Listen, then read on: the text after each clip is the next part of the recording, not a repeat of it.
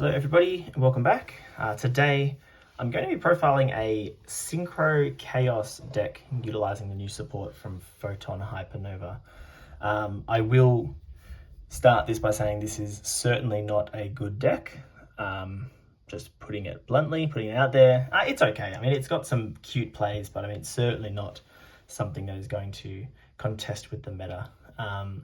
So far, this deck is kind of the result of a couple of days worth of just playing with ratios and just looking at like combo lines and things, trying to work out the best way to kind of optimally build this deck.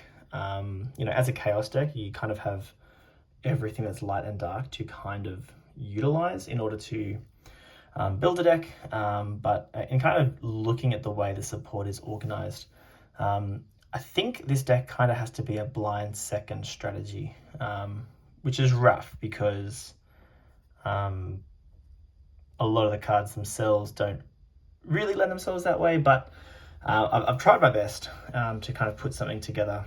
The fact that all of the new support cards lock you into light and dark synchros is really rough. And I mean, for example, and one of the other things is, this card Chaos Switch here, for example, you can only use one of its effects per turn and only once that turn. But I think the fact that you're locked into dark and light synchros, I mean, it didn't need that restriction necessarily, and I think it would have been fine. I mean, sure, this one monster would equal 4 monsters, but I don't know. The locking into light and dark synchros, the whole turn with Chaos Switch specifically is it's a pretty big restriction. I mean, certainly there are good light and dark synchros, but yeah, and a lot of them are actually more geared towards going second. So in looking at all of the tools available, I think going second is the way. So I'll get straight into the deck profile, kind of show what I'm brewing over here. To start with, we're on 2 Chaos Switch. This was 3 for the longest time, but I'm trialing 2 in favor of another card. Now, one thing this deck kind of lives and dies by is tuner access. And if you can't access tuners, then your deck does not play because a lot of your cards lock you into synchros, and obviously you need tuners to make synchros. So Chaos Switch, we're never using its tribute this card to special summon 2 Dark Beast tokens. We don't want to be normal summoning or summoning the Chaos Switch in general. We want to be banishing it. So I've put it down to 2 copies because it, alongside some other targets, make for prime Allure of Darkness candidates. So if we can allure away a Chaos Switch, we get to summon 2 Light Beast tokens, which are tuners, and that is good. That allows us to kind of play the game. We're playing 1 Chaos Mirage Dragon. This actually comes up in a lot of combo lines. It's a tuner as well, and it does have a good going second effect, and it's got a pretty, the card itself has lots of great effects. The issue is you need ways to kind of put it on the board that don't use your normal summon, because there's better things that you could be normal summoning. And this, if you're normal summoning this as a first play, it does nothing, because its first effect is to target a banish lava dark and special summon to your field, which is great. It's an extender. And negates its effects, and it locks you into light dark synchros. But then if it's sent to grave as synchro material, you can target cards your opponent controls up to the number of other monsters used for the synchro summon and banish them. So I guess what Konami wants you to do is, have used the tribute of Chaos Switch to put the 2 little tokens on the field and then summon the Chaos Mirage, make a synchro 8 and banish 2 cards. That's pretty good. But even just banishing 1 is fine. And again, we're blinding second, so I'll spoil, but we're playing Yazi. We can make Synchro 7s fairly easily. And summoning Chaos Mirage off Yazi is awesome because you can extend by bringing back a banish card, and you get another further banish by synchroing it off. Then we're on the next portion of the deck, which is some of these smaller Chaos monsters. So we've got 3 Core of Chaos. I'm playing 2 Shell of Chaos. So these are cool. Again, another really big kind of issue with this deck is that Core of Chaos is a level 2, which means it can't be searched by Chaos Space. Shell of Chaos can, but Core of Chaos can't. And Core of Chaos is a lot more key to your combos than this is. I was originally playing this at 1, but if you see both of these, you've got some cool plays, because when this is summoned, it brings back this, and when this is summoned, it brings back this. So if you have both, you kind of have access to 2 level 4s and 2 tuners, 2 level 2 tuners. So they're cute. This has to banish a light to summon, this has to banish a dark to summon, and then they banish themselves when they leave the field. But Core of Chaos being a level 2 is rough because you cannot just search it off Chaos Space. And yet you really need to see this. But it is a Thunder, which is relevant to our secondary engine, which, I mean, it's Thunder Dragons, but there's a kind of a key card that ties this all together in a way. For our other kind of just Chaos monsters, we're on Levy, White, and Black. I would love to be playing Chaos Creator, but it's just really tough trying to fit in non-engine as well as everything kind of needed for engine. I mean, there's probably ways about putting Chaos Creator in, but yeah, you're just trying to kill. So I don't know. It would be nice to play just because I think it's a really strong card. And when you're banishing a lot like this deck does, it would be nice. But otherwise, these are the Chaos monsters. And then as for the rest of the kind of Chaos package, we're on 3 Chaos Space. Which should be, it's obviously an auto include. But they're the new Chaos monsters. I'm trying one of the Mental Tuner, which I think is meant to kind of go with the support. It has effects that banish light and darks from hand or grave to increase or decrease its level, but it also can return banished monsters to extend. So I'm playing 1 Mental Tuner. We're playing 3 E-Telly. This allows you to synchro into other numbers because the deck, everything you've seen so far really just worked with evens. So, you know, summoning 6s, 8s, 10s is pretty easy to do, but this allows you to kind of access some other numbers like your 7s, 9s. We're not really, we're only playing 7s, we're not playing 9s, but yeah, so this just allows you to kind of access other things. And then we can also E-Telly out Gamma. Because again, we're going second, so they're just more extenders and they just all represent more tuners, which again, if you don't see a tuner, you lose. This is the best card. This card's very necessary.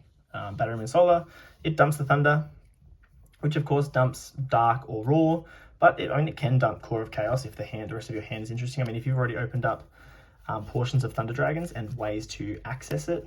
So for example, let's say you had Chaos Space and a Thunder Dragon plus Batteryman Solar, you don't need to then dump the Thunder Dragon. You can actually dump then Core of Chaos. Just to kind of get into rotation, and then you could Chaos Space to search out the Shell of Chaos potentially if you can pitch a light. But I mean, there's a lot of ifs, but I'm not promising that the deck is good. But Batteryman Solar does kind of tie the two engines together better. And then we're on 2 Dark, 2 Raw, and a Hawk. These just represent more bodies. Dark, you could argue playing 3 of, just because again, you're going second. Having a 3rd Dark means that you can pitch it during your opponent's turn, and you just got more access to the engine. I mean, playing 2 is fine. I mean, if you see this in your opponent's turn, they're going first, you can easily just throw that in the graveyard in like their end phase, just to put a Dark in grave. Because again, sometimes it can be tricky to just put a monster in the graveyard to start summoning your Chaos monsters, your Ladder Darks, that need to banish. So Dark is good in that regard. So is Solar, and then, you know, Raw summons the Dark, and again, most of our tuners level 2, so Raw into Dark is how we're usually accessing something like Yazi, which is quite a big haymaker in this deck. Yazi's a really big key. To just finish off, I guess it's part of the Thunder Dragons. We're playing 3 Allure and a Foolish Burial. Allure with the Thunder Dragons, or Allure plus the Chaos Witch is great. That gives you a lot of advantage. Foolish Burial dumps a lot of cards that could be in there. And then I'm playing 1 Plague Spreader Zombie because it's a tuner, and we can actually access this in the deck. We can access this from the extra deck using Immortal Dragon, which is nice. So again, just it's a Synchro 6 that gives us access to another tuner. And then we only have space for 9 non-engine, which is a problem when you're, I guess, trying to blind second. There are certainly things you could cut in this deck. I mean, you could definitely cut, I think, not definitely, but you could cut E-Telly and the 1 Mental Tuner. They're more just for when they just make your bad hands better. But currently I'm on the 3 Gamma, obviously that comes with a driver. And then I've just opted for Droplet and Lunar Eclipse. I know Droplet is not the strongest in this format, obviously with Kashtira around, but you're not going to take this deck to a YCS, that's for sure. And there's a lot of cards in your deck that would happily be in the graveyard. So I guess if you're against anything that's not Kashtira, Droplet can put in work, and you don't really mind losing your cards. Lunar Eclipse similarly puts a card in the graveyard for discarding, which, and again, when you're blinding second, this putting a card in the graveyard while also kind of setting your opponent's monsters feels pretty good. Gamma can represent a Synchro 8 if they play into it on your turn, but also it's just a pretty strong interruption, and we're going to e-telly the extra bodies. If we use this on our opponent's turn to bring out driver, we can e-telly out the extra bodies just as level 2 tuners. But that's the main deck. It's 41 cards. I'll show you the extra deck. Certainly the extra deck is not perfect. I've kind of just played within the light and dark kind of lock here. So we're playing one of the new Archfiend and one of Beast. Beast is really cool. I like Beast. I think Beast is a really interesting card.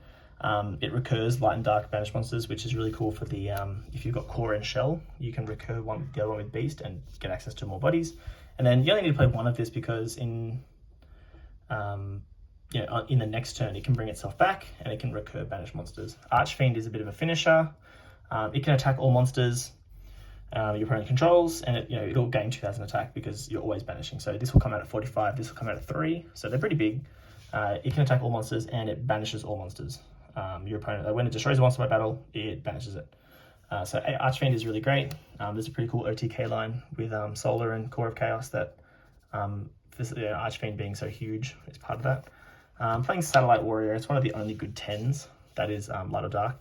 I should actually say that this deck will get infinitely better with the release of the new Synchro 10s that are coming out. There's the Bestial one, there's the Chaos Goddess, whatever their names are, but they will make this deck a lot better. And I think when those cards exist, I think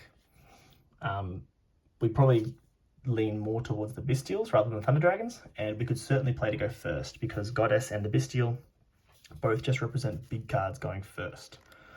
So this deck would become, again, more of a combo deck going first. You'd probably cut the Thunder Dragons and play a lot more of the Bestial cards with the Synchro monsters to just summon these big 10s and kind of lock your opponent out that way. Playing Savage, this can come up in just some hands. Going first, I mean, we want to be going second, but it's only Chaos Witch that locks you the entire turn. So if you don't use Chaos Witch and you're using just like Core of Chaos, Shell of Chaos to play the game, you can certainly go through a Link monster and then summon Borrowed Savage and have the negation. Red Dragon Archfiend is a house going second, of course. So is Draco Berserker of the 10-year. These are just staple 8s that do things going second. Omega is a decent 8 going first. Yazi is insane. Black Rose Moonlight is just a card that's going second, is decent. Dawn Dragster is a card going first, that's okay. This is an engine that I haven't tested too much, but I'm kind of keen. I think there's some interesting ideas that can happen here. It's Felgrand and Immortal Dragon. So Immortal Dragon is generic, so you can summon this, you can dump Plague Spreader, and then if you use the Plague Spreader and something else, you can summon the Felgrand. But also the Immortal Dragon will become a Synchro level 4, and level 4 Synchros are good. It's a tuner, so level 4 gets you access into some of these other 8s. It's the 8s that we kind of want. So Immortal Dragon plus something else can get you into Felgrand, or the Plague Spreader and a 6 can get you into Felgrand. Felgrand on summon will banish a monster in their graveyard or their control, and then also if a monster is summoned from the graveyard, you can negate another monster's effects. So Felgrand theoretically can deal with two cards your opponent has if you can kind of get to it. There's a lot of ifs. I mean, like I said, this deck is not the greatest, but in theory, it sounds pretty cool. We've got a Lambda. These were just kind of some links that you could kind of play.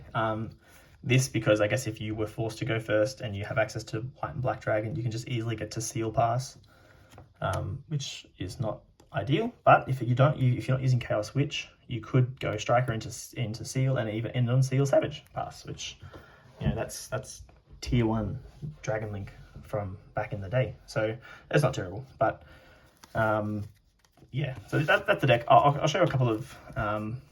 I'll show you this one OTK combo that's kind of cool, and then just do a couple of really quick test hands. Okay, so this is just an easy kind of 8k line that you can do with Solar and Core of Chaos. Obviously it's tricky because these are both unsearchable 3-ofs, but I thought the line was cute, and it will kind of show the play style of this deck. You'll kind of see some of the interactions that is kind of just why I've chosen to build the deck and kind of how I've chosen to build the deck. So obviously your other cards, hopefully you've got some kind of board breakers to nullify your opponent's board, because This is very interruptible, but we're going to go solar dumping raw. We're going to banish raw for core of chaos. We can then chain block because a thunder was summoned, so we get the token off of solar, which I realize I don't have a representative of the token. We'll use Striker Dragon over here. So we go chain link 1 raw, chain link 2 solar. So there's our token, and we get to summon the dark from our deck. Interestingly, oh no, sorry, it's not interesting because Core of Chaos locks us. Never mind. What we're going to do is go Core of Chaos and Dark. So the Core of Chaos gets banished. Dark goes to Grave. Just so you can see that. And it's going to go into Yazi. You're going to Yazi. We've got Dark and Yazi. So again, we can go Dark 1, Yazi 2, for example, or other way around. Yazi will pop itself. Oh, I think Yazi actually needs to be 1. Yeah, so Yazi will be 1, Dark will be 2. Dark will search for Hawk. Yazi will pop itself and something on our opponent's board. And then Yazi will get its other effect. And this is where our Chaos Mirage Dragon comes in. So from here, Chaos Mirage Dragon gets to summon back a banished monster. So we're going to bring back Core of Chaos because it only needs to be summoned by a card effect. So it doesn't have to be special summoned by doing the banish technique. Chaos Mirage can bring it back, which again, we need tuners. And we're going to use the Hawk, sorry. We're going to pitch the Hawk and bring back the Raw. Okay, and then from here, we're going to go Raw and Chaos. So this is just 2 Synchro 8s. Raw and Chaos into Archfiend. Solar and Mirage into the Scarlight. And then the Mirage, because again it was sent to grave as Synchro material, banish a card our opponent controls. We can Archfiend. It's going to pop our token because it's less than 500. It's less than 3000. Archfiend doesn't die. And we have OTK. So, because we're guaranteed to burn at least 500 with the token that we popped. But then 3k and 45 is exact lethal if we only popped the token. But obviously we're ideally clearing our opponent's board with that. Yeah, that's OTK, 8k damage. I'll show a couple of quick test hands and just play them out and see what they look like, just to, again, give further idea as to what the deck looks like. Okay, so we'll do a couple of test hands. We'll just see where we end up. So we got Allure, Droplet, Raw, Allure, and Driver. Now obviously we are opting to go second, so we'll draw a 6th card. Okay, so from here, I guess, you know, hypothetically our opponent has a board, so we would, you know, activate Allure, and we would chain Droplet. We know that we can kind of at least send these 2. We could potentially even send the Allure as well, and hypothetically we'll send all 3 to negate 3 things, and let's suppose hypothetically that we now are clear to kind of play the game. So we'll resolve Allure next. We'll draw 2 and we'll banish 1. Oh, this is looking pretty nice. We'll banish Raw, of course. Raw will trigger to summon out Dark, although we are going to kind of run into a bit of a problem here because this will not banish the Core of Chaos, because ideally this is where we'd want to send something like a Core of Chaos with Batteryman Solar, but we have no way to actually banish the Core of Chaos because white needs to banish a dark monster, obviously. So I guess what we would do here is we're still going to go solar because we want to put a dark in the graveyard that we can actually banish. It's either going to be a raw or a dark. We could put the other dark in there. And this is where, again, potentially in a hand like this, could justify playing some more link monsters because I'm going second. Our link monsters are not doing anything here, so this is not going to really do anything to our opponent at all. It's just going to represent a lot of monsters. So we'll summon white by banishing dark. We know that dark's going to get Hawk.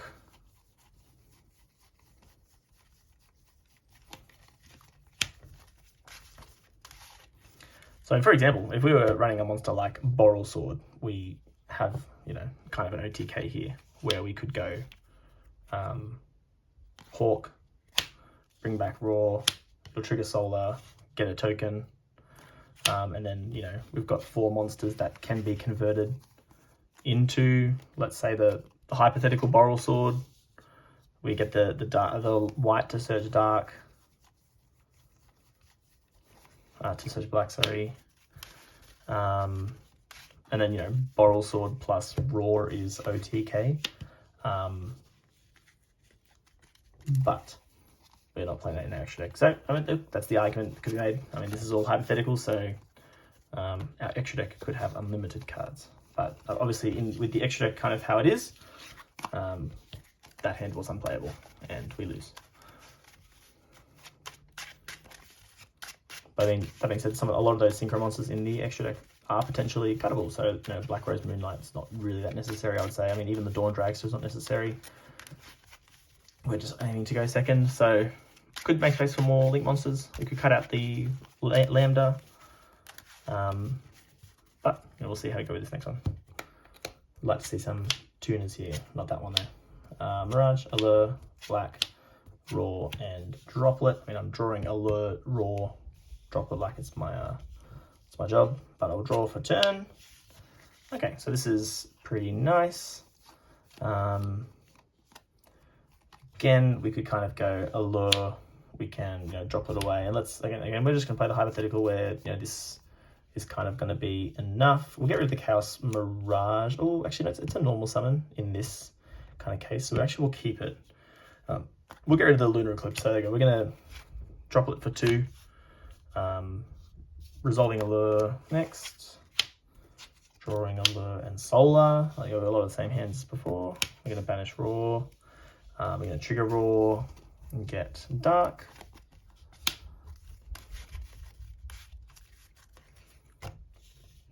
So like in this instance, you know, we do have Tune Access and we would like a light in Dark in this case. So we can actually now go Solar. This time we can put the Core of Chaos in the graveyard. So we drew the other kind of portion. So this is going to give us Tune Access here. But we normal the Batterman Solar, so now we can't normal the Chaos Mirage. Done. And we kind of needed that to get access to any kind of tuner here. So this is going to be another example of a Boral Sword, potentially. Because we can summon the black by banishing the core. You know, we could make a Striker Dragon, search white.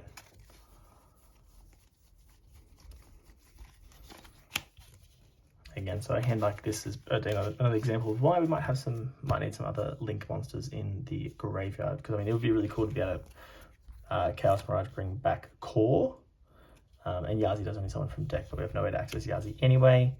So you know, we want to link off the Dark here, get the Hawk to summon the Raw again. But yeah, it's a bit of a bust. So we kind of had the bodies to get up into a Boral Sword there again. But there's 2 hands in a row where we could have had a Boral Sword, and definitely feeling like it should be in the extra deck. Just for those hands where you just open Thunder Dragon cards, because it's pretty easy to link climb. Alright, Shell of Chaos, Book of Lunar Eclipse, Core of Chaos, Chaos Space, and Forbidden Droplet. Okay, so this hand is nice. Chaos Space plus Core of Chaos is really cool. Normally this in itself would allow you to, you can Chaos Space for Shell of Chaos just to get more bodies, but this is interesting. And we'll draw for turn, and it's another Core of Chaos. So I'll show you kind of how Core and Shell work together, but we'll go Chaos Space. We'll get rid of this Core of Chaos, and again, we can chain Droplet pretty freely here and get rid of, I mean, we can get rid of 3 cards here if we really want to. Yep. And then we can resolve Chaos Space. So we're grabbing a Dark. Could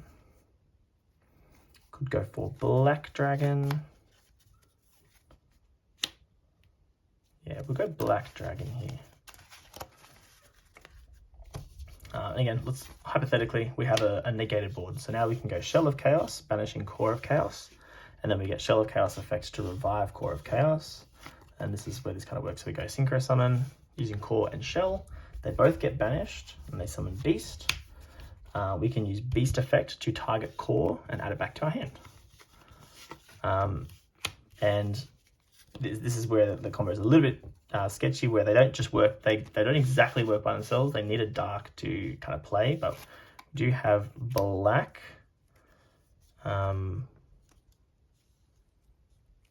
Yeah, that doesn't work either because the black can summon itself by banishing Core, but we actually have no way to get the black into the graveyard. So this hand is a bust. Chaos Space could have searched instead for Levy,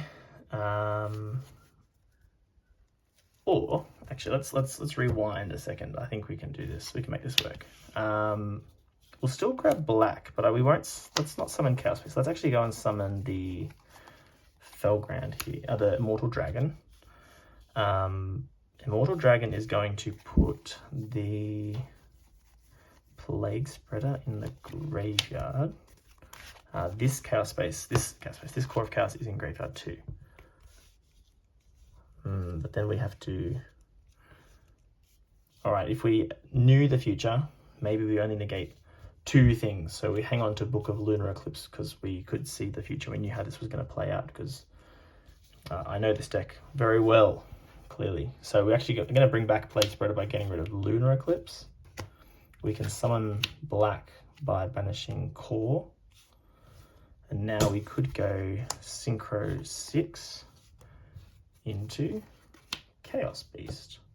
There you go. We made it work. And black searches white. Chaos Beast can now add back the Core of Chaos and we can continue playing the game. I mean, it could actually add back Plague Spreader and normal summon that too, but we actually get more bodies out of Core of Chaos here. So we can go Core of Chaos, banishing black, bringing back Shell of Chaos here as well. So, I mean, here now we've got 2 Synchro 8s, so we can